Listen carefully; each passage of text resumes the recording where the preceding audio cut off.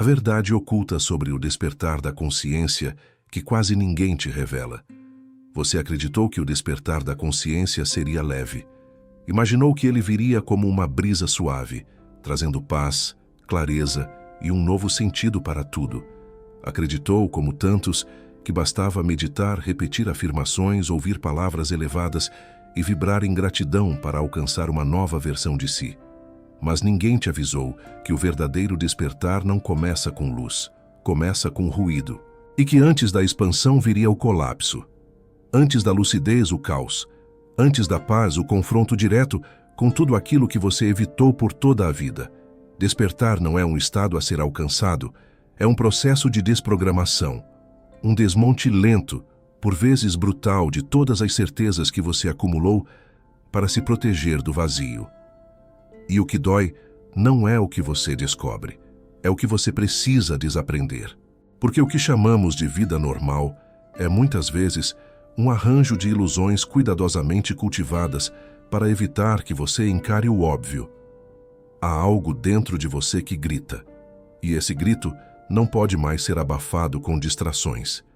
A verdade que quase ninguém revela sobre o despertar da consciência é que ele não acontece como uma iluminação súbita, nem como um momento mágico em que tudo se encaixa. Ele vem como uma rachadura no cotidiano, como um desconforto crescente diante de tudo o que antes te parecia confortável, como uma estranheza diante da própria rotina, como se algo estivesse deslocado, fora do lugar, mesmo que externamente tudo pareça igual. É quando você começa a perceber que a vida que construiu está sustentada por pactos inconscientes com a negação, com a fuga, com a conformidade. A ruptura começa aí, de forma silenciosa, quase imperceptível. Mas aos poucos, o que era certo passa a parecer absurdo. O que era familiar, agora sufoca. As conversas que antes entretinham agora soam vazias. Você começa a perceber as máscaras nos outros, mas principalmente em si mesmo. E essa percepção não traz alívio, traz dor. Porque perceber que você viveu tanto tempo longe de si é em si um luto. Um luto pela versão que você acreditava ser. Um luto pelas escolhas feitas com base no medo, na carência, na necessidade de aceitação. É neste ponto que muitos se perdem, porque o mundo não valida esse processo. A sociedade oferece remédios, diagnósticos e distrações, mas não oferece escuta para uma alma em processo de ruptura. Falam de despertar como se fosse uma conquista espiritual, quando na verdade é uma perda. A perda de todas as histórias que você contou para se sentir seguro. E quando essas histórias desmoronam, sobra o silêncio. E esse silêncio é aterrorizante para quem passou a vida fugindo de si. O verdadeiro despertar te desorganiza. Porque ele não oferece um novo nome para você se apegar. Ele tira todos. Ele não te entrega respostas. Ele exige que você abandone as perguntas erradas. Ele não te dá paz de imediato. Ele te mostra o quanto você se tornou dependente de qualquer coisa que evitasse o contato com o real. E o real é nu, é cru, é desconfortável, porque nele não há mais como fingir. Você começa a ver a si mesmo com olhos nus. Percebe o quanto manipula, o quanto se sabota, o quanto se esconde por trás de discursos bonitos para não encarar sua própria sombra. E é aí que você entende que o despertar não é sobre se tornar melhor, é sobre se tornar inteiro. E isso inclui tudo aquilo que você passou a vida tentando rejeitar.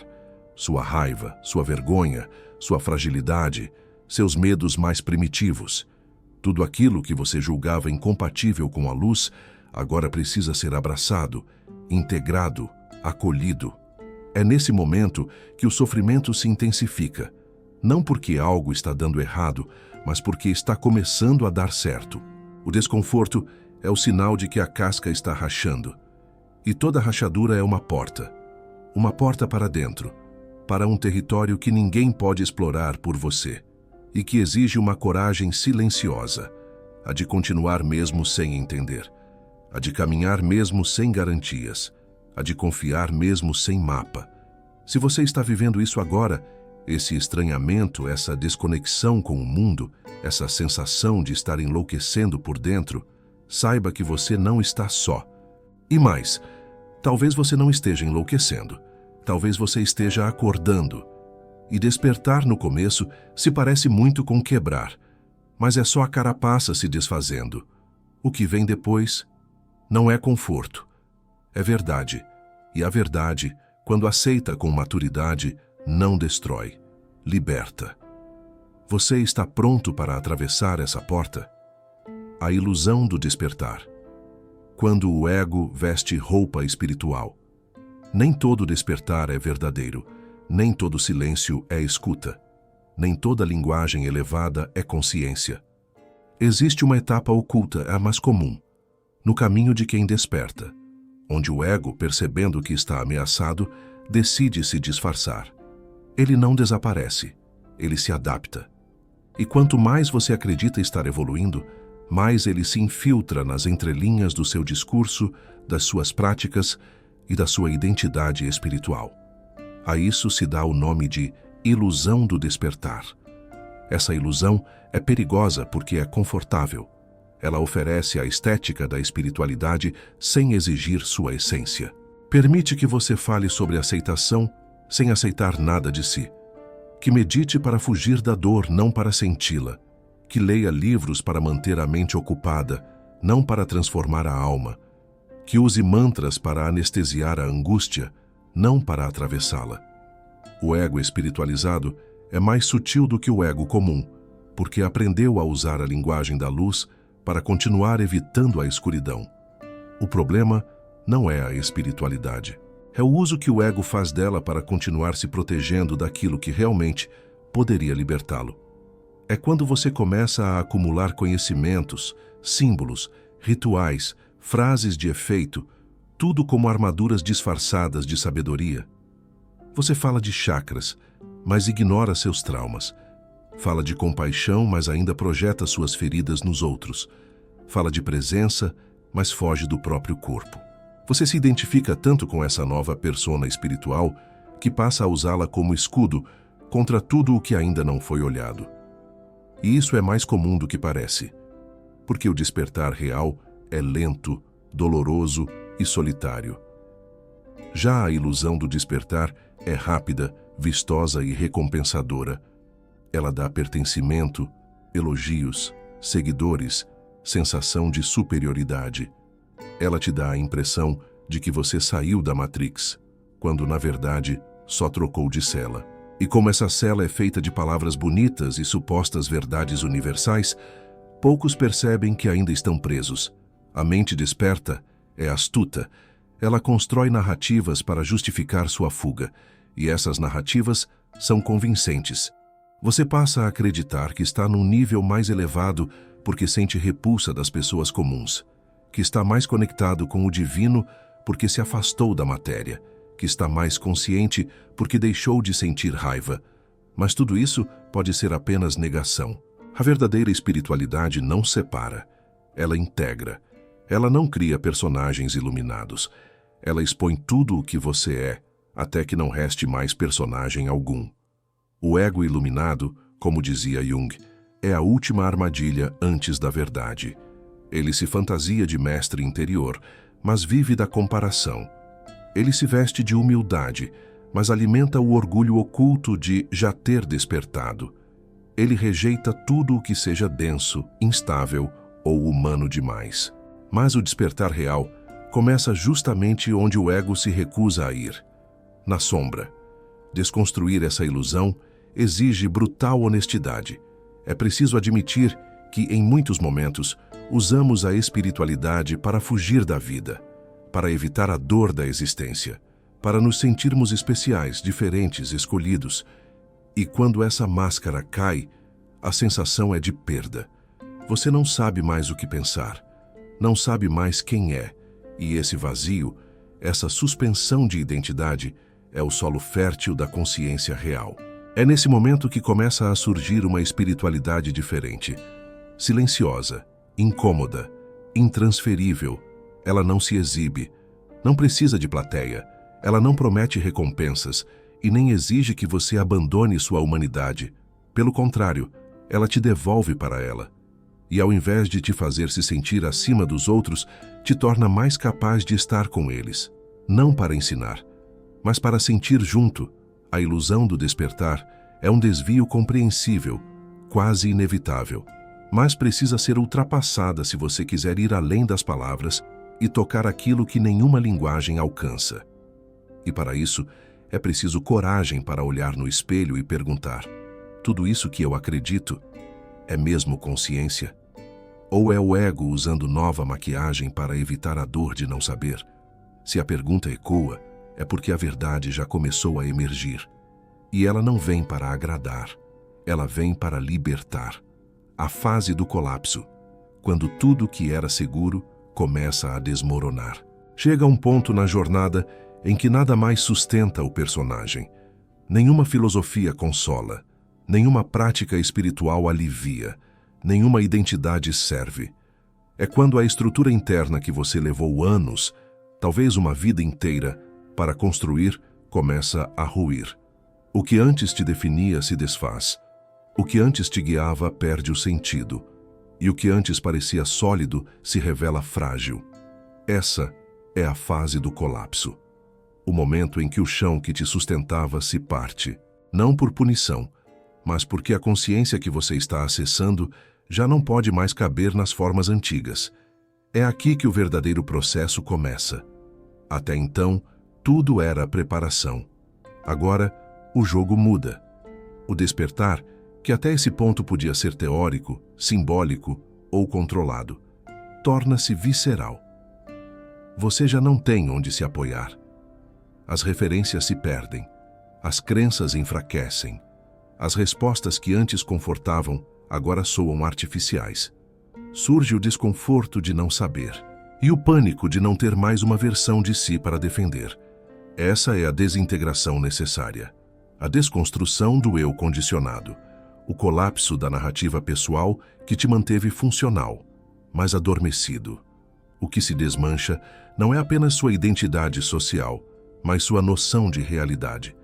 Pessoas com quem você convivia parecem distantes. Lugares que te acolhiam agora te expulsam em silêncio.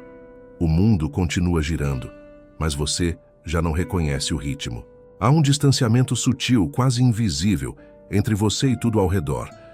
Uma sensação de deslocamento, como se estivesse assistindo à vida de fora.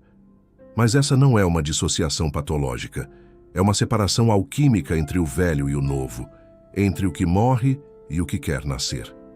A mente tenta resistir, tenta reconstruir o que caiu, tenta reorganizar os pedaços, mas a estrutura antiga não pode mais ser restaurada, porque não é defeito, é processo. E nesse processo, você perde os referenciais, mas ganha espaço. Espaço interno para a emergência de algo verdadeiro. Mas o novo não chega enquanto você tenta salvar os escombros do antigo. É preciso permitir que tudo caia. É preciso assistir, com os olhos abertos, ao desmoronamento daquilo que já não serve. Essa etapa é confundida com depressão, com crise existencial, com perda de sentido, e, em parte, ela carrega traços de tudo isso. Mas, na essência, ela é uma travessia, um rito silencioso de passagem para outro estado de ser.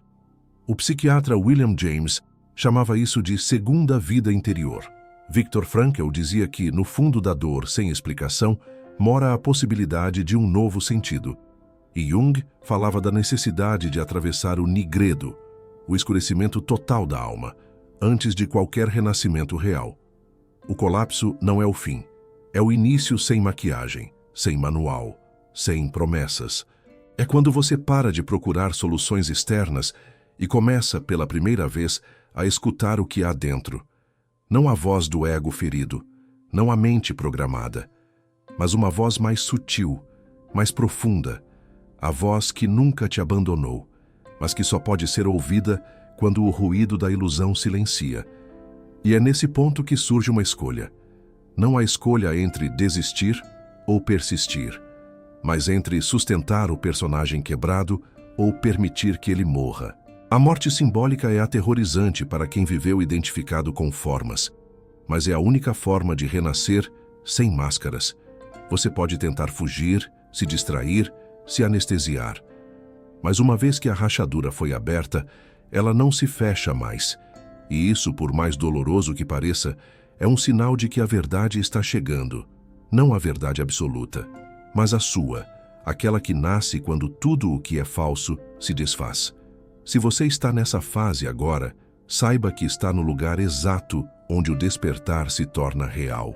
Não é bonito, não é leve, mas é profundamente verdadeiro.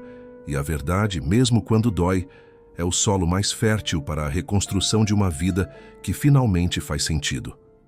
A purga psíquica, a morte dos personagens que você criou. Quando tudo desmorona por dentro, o próximo estágio não é reconstrução, é purificação. Não uma purificação moral, ritualística ou idealizada, mas uma purga psíquica profunda. Um processo silencioso mais intenso, onde tudo aquilo que foi acumulado em forma de crença, persona, defesa e ilusão, começa a emergir para ser exposto e eliminado. É nesse ponto que os personagens que você criou para sobreviver começam a morrer. E junto com eles, morrem os papéis que sustentavam a sua sensação de identidade. É nessa fase que a alma exige espaço. E para isso, tudo o que ocupava esse espaço precisa ir embora. Não importa o quanto você tenha amado essas versões de si. Não importa o quanto elas te protegeram, te tornaram funcional, te deram status ou afeto. Quando a consciência desperta, ela não negocia com a ilusão. Ela revela. E o que é revelado nem sempre é bonito. Muito do que você acreditava ser luz era apenas medo disfarçado de controle. Muito do que você projetava como bondade era apenas autoimagem. E muito do que você defendia com fervor era só apego à estabilidade. Essa purga não acontece por escolha racional. Ela acontece porque o sistema psíquico, pressionado pela nova consciência, começa a colapsar aquilo que está desalinhado com a verdade interna. Você sente isso no corpo, crises emocionais sem causa aparente, memórias antigas retornando, sentimentos intensos emergindo sem aviso. E tudo o que você tentou enterrar vem à tona. Raiva que foi contida por anos, vergonha que foi mascarada por perfeccionismo, medo que foi encoberto por controle, tristeza que foi silenciada com espiritualidade decorativa. Não há mais para onde fugir. Você pode tentar usar mantras, afirmações, meditação, mas se forem usados para evitar o que está subindo, eles se tornam mais uma camada de negação. O processo exige radicalidade, olhar, sentir, permitir. A purga psíquica não exige que você entenda tudo, exige que você não interrompa, porque é nesse processo que o lixo emocional, energético e mental acumulado por anos começa a sair. E ele não sai de forma organizada. Sai como pode. Às vezes com gritos internos, às vezes com crises de choro, às vezes com silêncio absoluto. Essa morte dos personagens é violenta para o ego, porque ele foi construído ao longo de toda uma vida com base em estratégias de aceitação. O ego não é o vilão. Ele é a parte de você que tentou sobreviver. Mas o que te salvou no passado te aprisiona no presente. E agora, algo maior em você pede passagem. Algo que não precisa de aprovação, nem de forma. Algo que só pode emergir quando o espaço é aberto pelo colapso dos falsos eus. Jung dizia que o processo de individuação, o verdadeiro encontro com o self, exige atravessar o subsolo da psique. E nesse subsolo moram todas as partes renegadas da sua história. As feridas que você ignorou, as vozes que você calou, as emoções que você anestesiou. E ao encarar tudo isso sem fuga, você começa a descobrir algo inesperado, que a sombra não é um inimigo. Ela é a guardiã da sua verdade. O processo é brutal, mas justo. Ele devolve a você tudo o que foi negado. E o que antes parecia caos começa a ganhar forma, porque quando a dor é sentida por inteiro, ela se dissolve. E o que sobra não é trauma, é espaço. Espaço para algo novo, para uma versão de si que não é construída para agradar, mas que emerge do encontro entre todas as partes. Luz e sombra, razão e instinto, força e fragilidade. A purga psíquica é o batismo do verdadeiro despertar, não com água, mas com lágrimas, não com bênçãos externas, mas com reconciliações internas. É o momento em que você deixa de se perguntar quem é e começa a escutar quem sempre esteve esperando por uma chance de falar. E essa voz não vem de fora, ela vem de onde você menos esperava, do centro exato da sua dor. O corpo também desperta, espiritualidade e neurobiologia. Existe um equívoco profundo no imaginário coletivo sobre o despertar da consciência. A ideia de que ele é um fenômeno exclusivamente mental, espiritual ou metafísico. Como se bastasse alterar crenças, ampliar pensamentos, acessar conceitos elevados e repetir palavras de poder para que a alma floresça. Mas o verdadeiro despertar não acontece apenas na mente ou no espírito. Ele acontece no corpo, e o corpo não mente. Ele carrega em suas fibras todas as histórias que a mente tentou esquecer. Ele é o repositório vivo da sua memória emocional, do seu inconsciente não verbalizado, do seu passado não resolvido. E quando a consciência se expande, o corpo é o primeiro a sentir. O processo de purga psíquica não é completo enquanto não alcança a dimensão somática. E o corpo, muitas vezes tratado como secundário na jornada espiritual, revela-se essencial. É no corpo que os traumas estão armazenados. É no corpo que os condicionamentos se fixam. É no corpo que a dor reprimida se esconde em forma de tensões, doenças, bloqueios, contrações crônicas. E é também no corpo que a cura começa a acontecer quando a consciência toca o ponto exato onde a vida foi interrompida. Antônio Damasio mostrou que a mente racional é apenas a superfície de um sistema muito mais complexo, o sistema emocional encarnado. A tomada de consciência não é um processo meramente cognitivo. Ela passa por circuitos emocionais, impulsos nervosos, estruturas cerebrais ancestrais. O cérebro não opera isolado. Ele é parte de um organismo interconectado que reage, memoriza, sinaliza e transforma a partir de experiências sensíveis. E quando você começa a despertar, o corpo reage, às vezes de forma suave, outras vezes com violência. Insônia, dores inexplicáveis, mudanças de apetite, crises de ansiedade, taquicardias, tremores, espasmos, febres. Tudo isso pode ser manifestação de um campo energético tentando se reorganizar. O sistema nervoso é o altar onde o despertar realmente acontece. E ele precisa de tempo, de escuta e de acolhimento para se adaptar à nova frequência da consciência. A teoria polivagal de Stephen Porges demonstra que o corpo humano possui diferentes estados neurofisiológicos que respondem ao ambiente interno e externo. Durante o despertar, os estados de defesa ativados por traumas antigos começam a se dissolver. Mas isso não acontece sem resistência. O corpo resiste à libertação com a mesma força com que foi treinado a se proteger. Por isso, o despertar dói. Não porque algo está errado, mas porque o corpo está finalmente saindo da dormência. Não adianta forçar o processo com pressa ou controle. Não adianta espiritualizar sintomas físicos sem investigá-los com profundidade. O corpo não é um obstáculo para o despertar. Ele é o canal. E quando você aprende a escutá-lo, a se mover com ele, a respirar com consciência, a liberar as emoções que ele guarda, algo se reorganiza em níveis que nenhuma filosofia pode alcançar.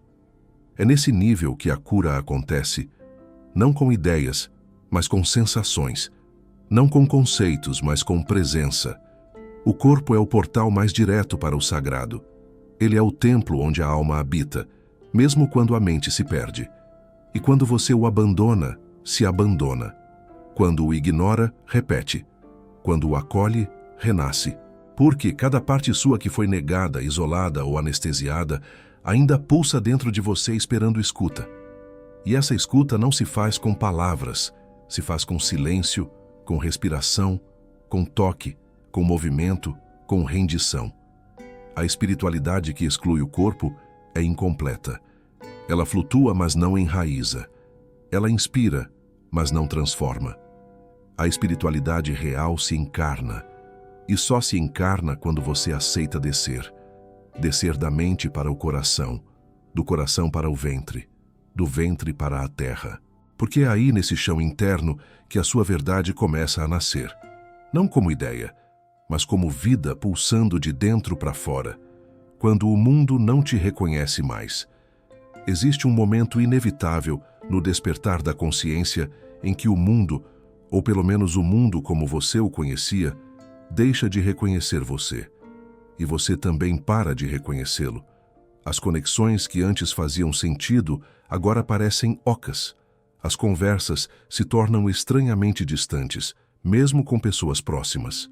Os lugares familiares ganham uma camada de artificialidade, como se você estivesse vivendo dentro de um cenário montado. É como se o seu eu anterior ainda estivesse presente nas memórias dos outros, mas já não habitasse mais você. E isso cria um abismo, um silêncio, uma sensação profunda de não pertencer. Mas essa sensação não é um erro, ela é parte do processo.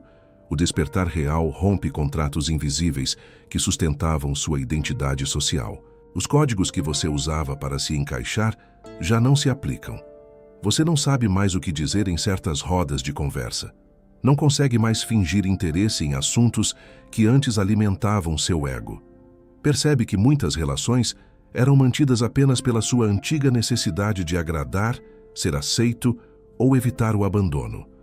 Agora, essas motivações não te movem mais, e isso não significa que você esteja se isolando. Significa que você está saindo do transe. O mais difícil é lidar com o julgamento daqueles que continuam vendo você pela lente antiga. Eles não entendem seu silêncio, não compreendem suas pausas, acham sua transformação estranha, desconfortável, talvez até perigosa, porque sua mudança os confronta. Sua nova presença desestabiliza os acordos inconscientes que sustentavam essas relações. Você deixa de ser previsível, e para muitos isso é inaceitável. Por isso, afastamentos acontecem. Mal-entendidos surgem. Laços se desfazem. E isso dói. Dói porque você ainda sente. Dói porque, mesmo sabendo que é necessário, há uma parte sua que queria ser acolhida na mudança. Mas o mundo não está preparado para isso, e nem precisa estar. O verdadeiro despertar te leva ao exílio, não um exílio físico, mas um exílio de identidade, um intervalo entre o que você era e o que ainda está nascendo, um espaço onde você caminha sozinho, não por escolha, mas por consequência.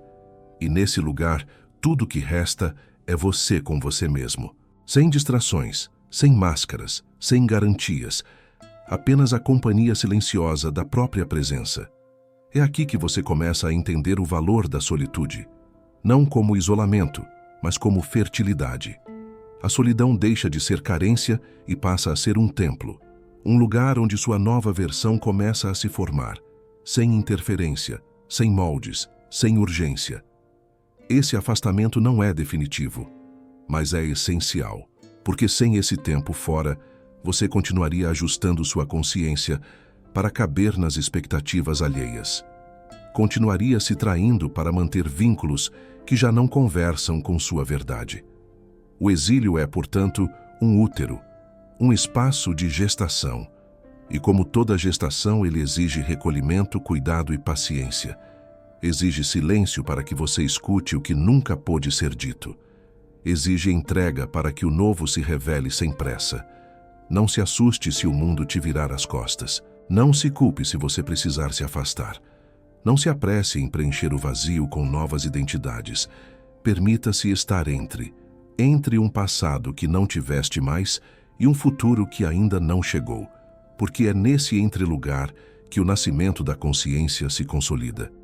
É aí que você começa a sustentar quem está se tornando, mesmo que ninguém mais entenda.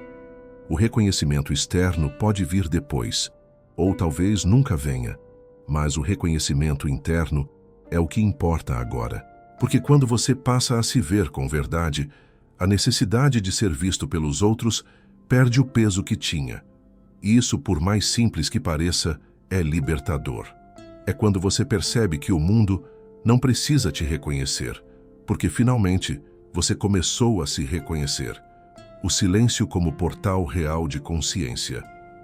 Chega um momento em que as palavras se tornam excessivas, em que os conceitos se tornam ruído, em que toda tentativa de compreender o processo só serve para alimentar a mente inquieta, que, por medo, insiste em traduzir com lógica aquilo que só pode ser acessado com presença.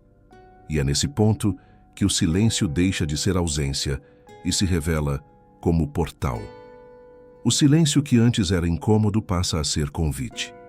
Não um convite para escapar, mas para mergulhar, para escutar a única voz que jamais te abandonou, a da sua alma.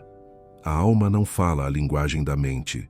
Ela não se comunica por argumentos, nem por justificativas. Ela sussurra em forma de intuição, arrepios, sonhos, sensações inexplicáveis. Ela se expressa nos instantes em que você solta o controle, nos momentos em que não está tentando entender, performar ou alcançar nada. É nesse espaço de entrega silenciosa que o invisível começa a se mostrar. Mas não com estrondo, com delicadeza. E só quem silencia consegue perceber. O mundo moderno transformou o silêncio em ameaça. A ausência de ruído é confundida com vazio. A pausa é percebida como improdutiva, o não fazer como perda de tempo. Mas a alma vive no intervalo entre os pensamentos, na respiração profunda, no olhar desacelerado, na escuta sem resposta. Quando você se permite habitar esse território interno, sem exigir respostas imediatas, algo começa a acontecer. Uma inteligência mais profunda, que não vem da mente racional, começa a emergir. E essa inteligência não oferece soluções externas. Ela revela verdades internas.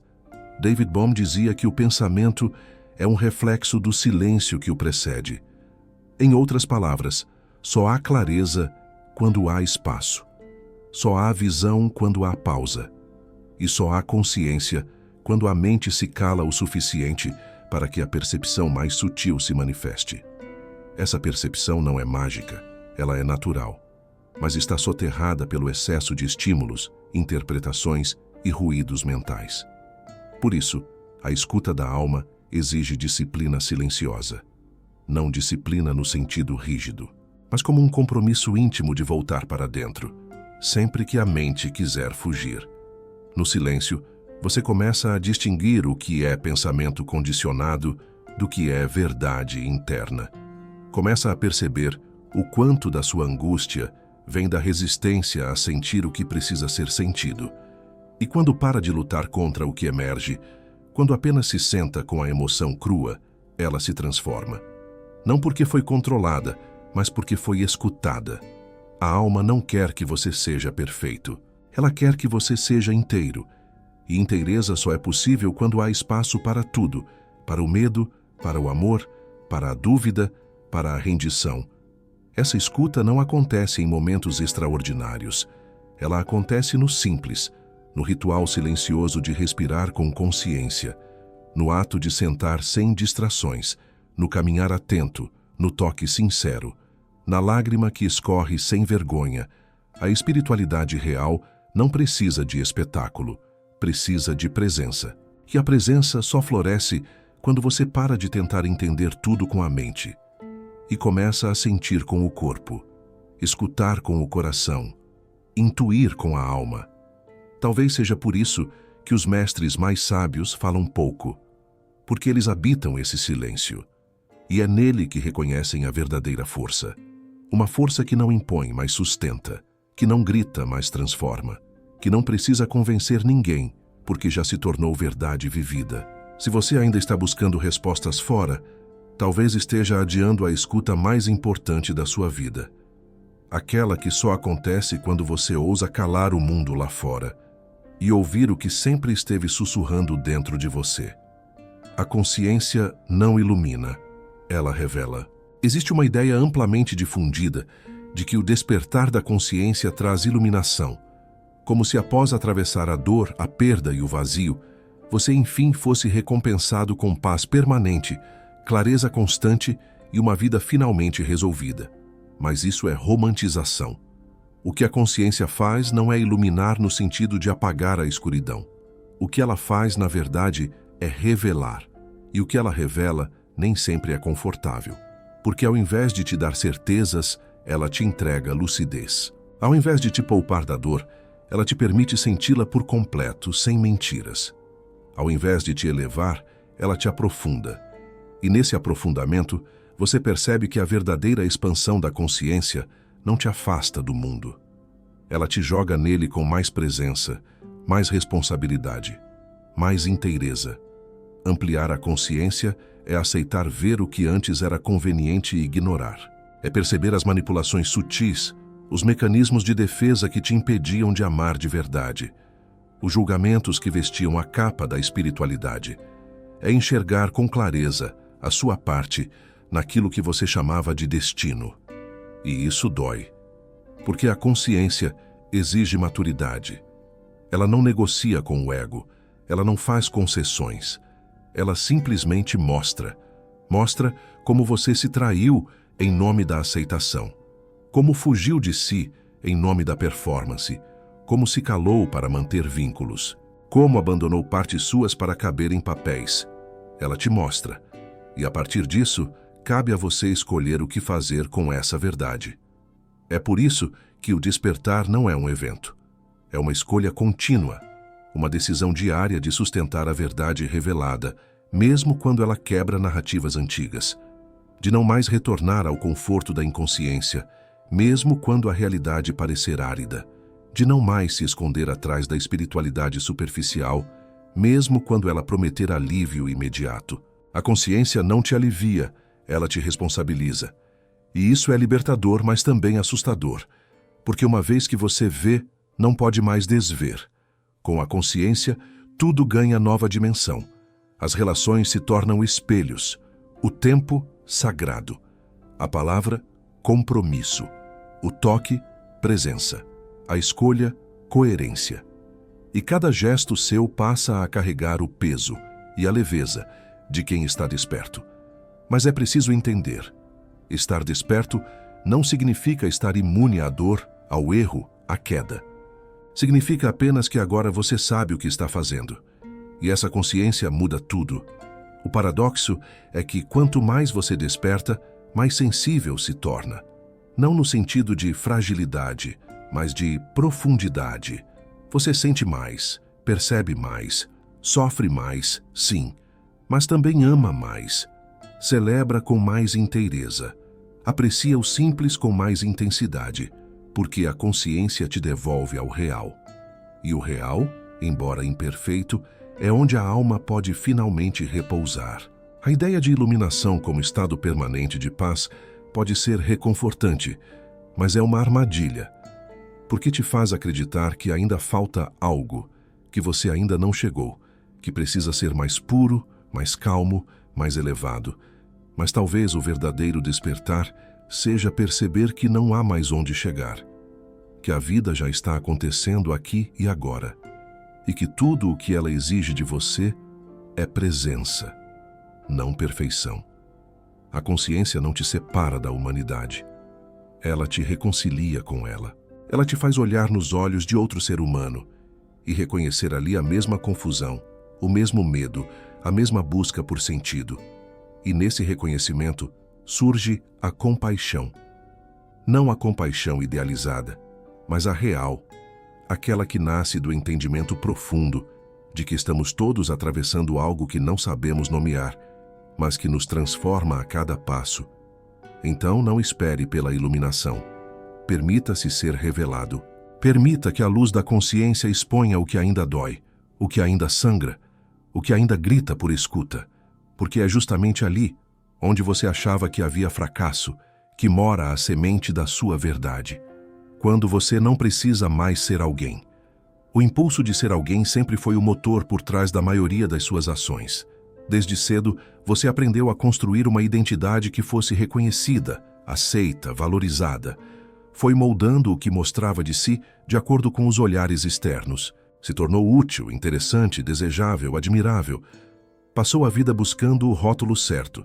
Bem-sucedido, espiritualizado, inteligente, forte, evoluído.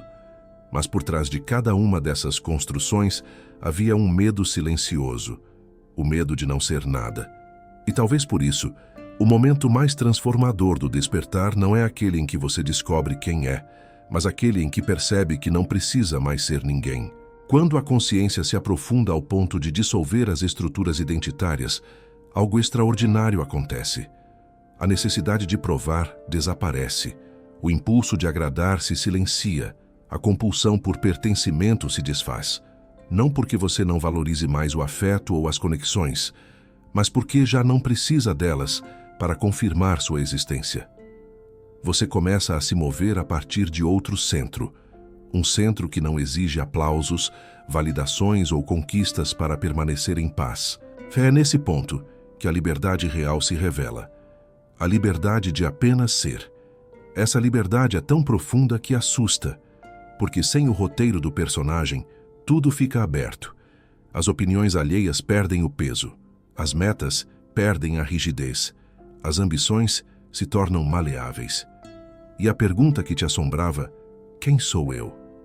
Perde o sentido, porque você começa a compreender que não é algo que possa ser definido. Você é movimento, é presença, é espaço entre pensamentos. É a consciência que observa e que pode habitar qualquer forma, mas não se prende a nenhuma. Essa compreensão não vem da mente, vem de uma entrega total ao agora. Mas chegar a esse ponto exige renúncia. Renunciar à história que você contou sobre si, à imagem que cultivou por anos, ao esforço contínuo de caber em algum lugar. Você não se torna vazio, você se torna real, porque sem os personagens sobra o que é essencial, sobra o que sente, o que respira, o que observa em silêncio, e isso basta. Pela primeira vez basta. Você pode estar sozinho e não sentir solidão. Pode estar em silêncio e não sentir ausência. Pode estar em movimento e não sentir pressa. Porque tudo passa a ser vivido a partir de um eixo interno que não depende mais das formas do mundo. Essa ausência de personagem não é apatia, é inteireza. Você continua se relacionando, criando, trabalhando, chorando, rindo. Mas agora, nada disso serve para afirmar quem você é. Serve apenas para expressar o que você sente. Não há mais obrigação de se encaixar. Há espaço para a autenticidade, para a impermanência, para o erro, para a vulnerabilidade sem vergonha, para a verdade que não precisa ser explicada. E nessa entrega, a existência ganha leveza. É aqui que você percebe que não é preciso ser alguém para viver com sentido, porque o sentido não está no papel que você desempenha, está na forma como você habita cada instante, está na presença com que você escuta, fala, toca, sente. Está na honestidade com que você responde à vida. E isso ninguém pode tirar, porque não está baseado em narrativa alguma. Está enraizado na experiência direta de ser. O mundo pode continuar pedindo que você seja alguém.